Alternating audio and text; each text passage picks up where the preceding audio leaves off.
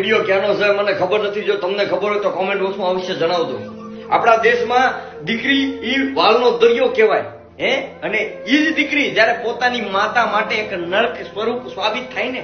આ વિડીયો જુઓ તમે, જેમાં એક છોકરી જે પોતાની માને મારી રહી છે, જેને એને મોટી કરી 9 મહિના, જેને એને પેટમાં હાંચવી, અને ઈ જયારે આવી રીતના પથ્થર બની જાય છે ને સાહેબ, ઓલા નથી કેતા જનની બિચારી શું કરે કે જેના આવા પાકે પથરા પેટ, અરે એક પથરે હિંદુળ ચડે ને દૂજા પથરા, અને આવા પથરા પેટે પાકે ને સાહેબ, ત્યારે આવી દીકરીઓ પાકે. અને આવી ચીબુલીઓને શું ખબર હોય સાહેબ કે એક માની કિંમત શું હોઈ શકે?